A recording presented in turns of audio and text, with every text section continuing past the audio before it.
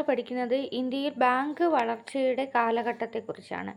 നമ്മൾ ബാങ്കിൻ്റെ ചരിത്രമാണ് നോക്കുന്നത്. ബാങ്കിൻ്റെ ചരിത്രം. അപ്പോൾ ബാങ്ക് വളർച്ചയുടെ കാലഘട്ടത്തെ മൂന്നായിട്ടാണ് തരംതിരിച്ചിരിക്കുന്നത്. ഒന്നാം ഘട്ടം, രണ്ടാം ഘട്ടം, മൂന്നാം ഘട്ടം. അങ്ങനെ 3 ഘട്ടങ്ങളിലായിട്ടാണ് ബാങ്ക് വളർച്ചയുടെ കാലഘട്ടം എന്ന് പറയുന്നത്.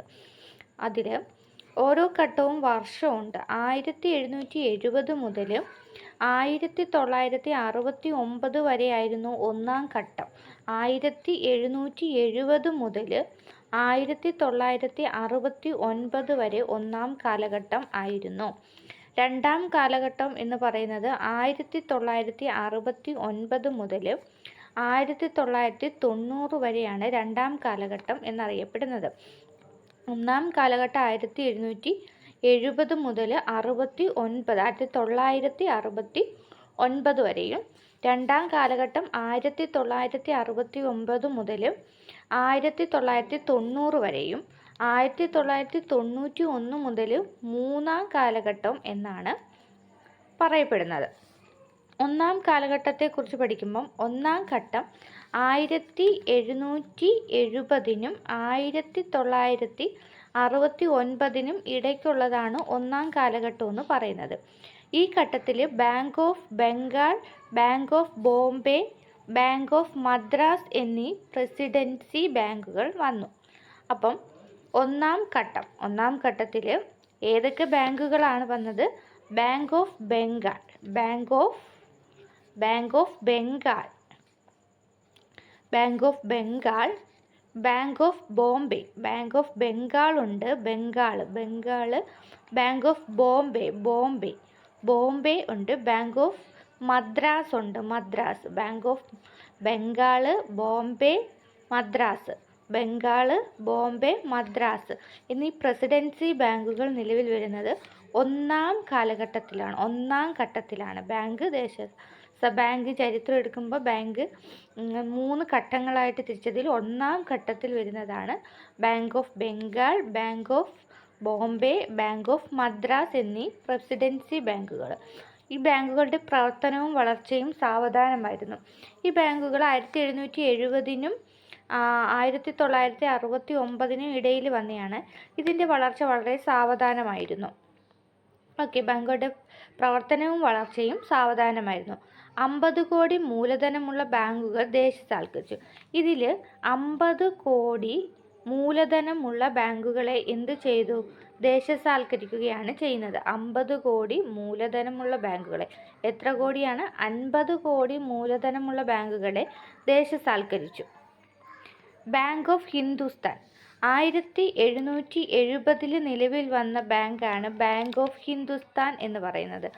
1770 നിലവിൽ വന്ന ബാങ്ക് ഏതാണ്? ബാങ്ക് ഓഫ് ഹിന്ദുസ്ഥാൻ ആണ്. ഇന്ത്യയിലെ ആദ്യത്തെ ബാങ്കാണ് ബാങ്ക് ഓഫ് ഹിന്ദുസ്ഥാൻ. 1770 വരുന്നു ബാങ്ക് ഓഫ് ഹിന്ദുസ്ഥാൻ എന്ന് പറയുന്ന bank. Hindustan. Bank of Hindustan 1770 വരുന്നു. Bank of Bombay, bank of Bengal, bank of Madras, നമ്മൾ മുമ്പേ പറഞ്ഞു. ബാങ്ക് ഓഫ് ബംഗാൾ, ബോംബെ, മദ്രാസ്, ഇത് മൂന്നും 1806-ലാണ്. 1806 ബാങ്ക് ഓഫ് ബംഗാൾ വരുന്നത് 1806-ലല്ല, 1840.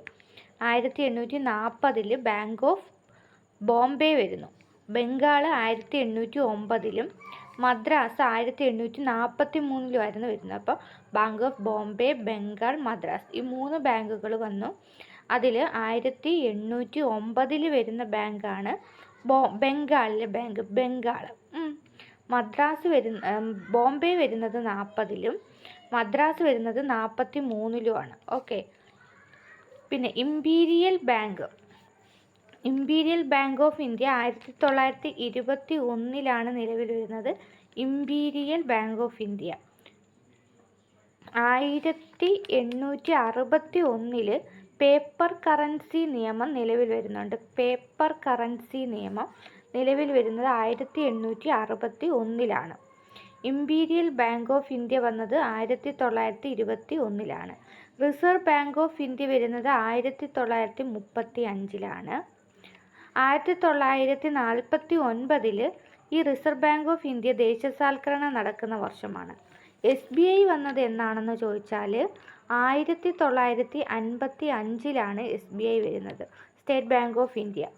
Royal commission on Indian currency finance എന്ന് പറയുന്ന ഒരു സംഭവമുണ്ട്. അത് വരുന്നത് 1926 royal commission on Indian currency and finance എന്ന് പറയുന്ന കമ്മീഷൻ വരുന്നത് 26 royal commission on Indian currency and finance. Indian currency and finance എന്ന് പറയുന്ന ഒരു പുസ്തകം JM കെയ്ൻസ് എഴുതിയിട്ടുണ്ട്. Indian currency and finance JM കെയ്ൻസിൻ്റെ പുസ്തകമാണത്. ഓക്കെ, അപ്പം നമ്മൾ കുറച്ച് വർഷങ്ങളാണ് ഇത് പറഞ്ഞത്. അതിൽ നമ്മൾ എന്തൊക്കെയാണ് പറഞ്ഞത്? ബാങ്ക് ഓഫ് ഹിന്ദുസ്ഥാൻ വന്നത് 70 ബാങ്ക് ഓഫ് ബോംബെ, ബംഗാൾ, മദ്രാസ്. അതിൽ ബാങ്ക് ഓഫ് ബോംബെ വരുന്നത് 1840, ബംഗാൾ വരുന്നത് 1809, മദ്രാസ് വരുന്നത് 1843. പേപ്പർ കറൻസി നിയമം നിലവിൽ വരുന്നത് 1861.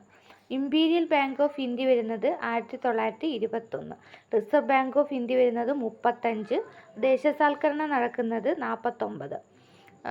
SBI വരുന്നത് 1955. Indian currency and finance JM കെയ്ൻസിൻ്റെ ഗ്രന്ഥമാണ്. Royal commission on Indian currency and finance വരുന്നത് 1926. ബാങ്ക് ഓഫ് ഹിന്ദുസ്ഥാൻ വന്നെന്ന് 1770 നമ്മൾ പഠിച്ചു. ഓക്കെ, ദേശസാൽക്കരണത്തെക്കുറിച്ചൊക്കെ നമ്മൾ പറഞ്ഞു. ഇന്ത്യയിലെ ആദ്യത്തെ ബാങ്ക് ഏതാണെന്ന് വെച്ചാൽ ബാങ്ക് ഓഫ് ഹിന്ദുസ്ഥാൻ. 1770 വന്ന ബാങ്ക് ഓഫ് ഹിന്ദുസ്ഥാനാണ് ഇന്ത്യയിലെ ആദ്യത്തെ ബാങ്ക്. ഇത് വരുന്നത് എവിടെയാണെന്ന് വെച്ചാൽ കൊൽക്കത്തയിലാണ് വന്നത്. കൊൽക്കത്തയിലാണ് ആദ്യത്തെ ബാങ്കായിട്ടുള്ള ബാങ്ക് ഓഫ് ഹിന്ദുസ്ഥാൻ വരുന്നത്. 1770 കൊൽക്കത്തയിലാണ് വന്നത്. RBIയുടെ രൂപീകരണത്തിന് കാരണമായ കമ്മീഷൻ ഏതാണ്? RBI, Reserve Bank of India. RBIയുടെ രൂപീകരണത്തിന് കാരണമായൊരു കമ്മീഷനുണ്ട്. ആ കമ്മീഷൻ്റെ പേരെന്താണെന്ന് വെച്ചാൽ ഹിൽട്ടൺ യങ് കമ്മീഷൻ. എന്താണ് പേര്? Hilton young commission. Hilton young commission നിലവിൽ വരുന്നത് 1926. ഓക്കെ, ഹിൽട്ടൺ യങ് കമ്മീഷനാണ് RBIയുടെ രൂപീകരണത്തിന് കാരണമായ കമ്മീഷൻ. ഇന്ത്യൻ കറൻസി ആൻഡ് ഫിനാൻസ് എന്ന് പറയുന്ന ടെക്സ്റ്റ് എഴുതിയതാരാ? JM കെയ്ൻസ് ആണ്. JM Keynes. Indian currency and finance.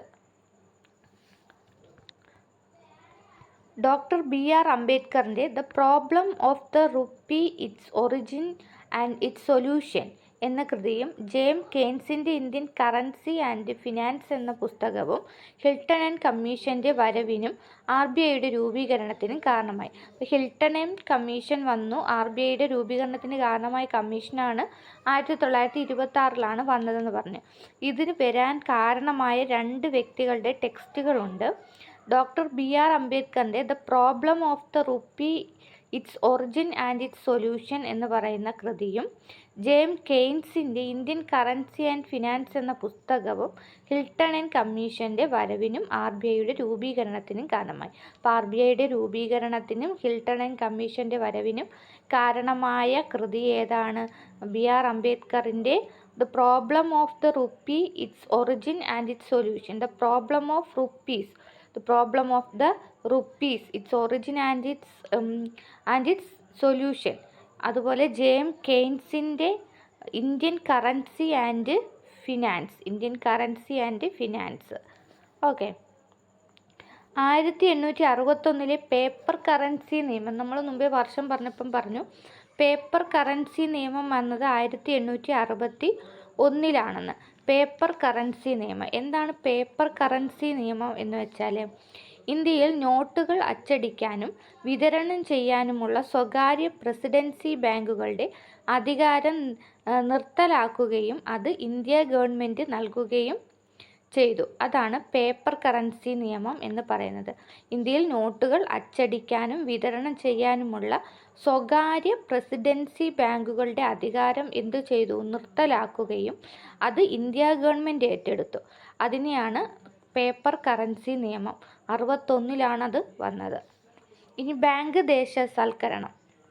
Bank ദേശസാൽക്കരണത്തെക്കുറിച്ച് പറഞ്ഞാൽ ഒരു സ്വകാര്യ ബാങ്കിൻ്റെ ഉടമസ്ഥാവകാശവും നിയന്ത്രണവും സർക്കാരിന് കൈമാറുന്ന പ്രക്രിയയാണ് ബാങ്ക് ദേശസാൽക്കരണം. ഒരു സ്വകാര്യ ബാങ്ക്, ആ ബാങ്കിൻ്റെ ഉടമസ്ഥതയും അതിൻ്റെ നിയന്ത്രണവും എല്ലാം ആർക്ക് കൈമാറും? സർക്കാരിന് കൈമാറുന്ന ആ ഒരു പ്രക്രിയയെ പറയുന്നതാണ് ദേശസാൽക്കരണം, ബാങ്ക് ദേശസാൽക്കരണം. സർക്കാർ ഭൂരിപക്ഷ ഓഹരി ഉടമയാകുകയും ബാങ്ക് ഒരു പൊതുമേഖലാ സ്ഥാപനമായി പ്രവർത്തിക്കുകയും ചെയ്യും. അപ്പോൾ അതിൻ്റെ ഭൂരിപക്ഷ ഓഹരിയും ആരായിരിക്കും? അതിൻ്റെ ഉടമ സർക്കാരായിരിക്കും. ബാങ്ക് ഒരു പൊതുമേഖലാ സ്ഥാപനമായിട്ട് പ്രവർത്തിക്കാനും തുടങ്ങും. അങ്ങനെയാണ് ദേശസാൽക്കരണം, ബാങ്ക് ദേശസാൽക്കരണം എന്നുകൊണ്ട് ഉദ്ദേശിക്കുന്നത്. ഇന്ത്യയിൽ ബാങ്ക് വളർച്ചയുടെ കാലഘട്ടം നമ്മൾ പഠിച്ചതാണ്. 1-ാം ഘട്ടം, 2-ാം ഘട്ടം, 3-ാം ഘട്ടം എന്നിങ്ങനെ. ഓക്കെ, ഇത്രയാണ് ഇതിനകത്ത് പറഞ്ഞിട്ടുള്ളത്. ഇത്രയും കാര്യങ്ങൾ നന്നായിട്ട് പഠിക്കുക. നെക്സ്റ്റ് ക്ലാസ്സിൽ നമുക്ക് ഇതിൻ്റെ ബാലൻസ് പഠിക്കാം. ഇതിൽ കുറച്ച് വർഷങ്ങളാണുള്ളത്, അത് നന്നായിട്ട് എഴുതി പഠിക്കുക. Okay, thank you.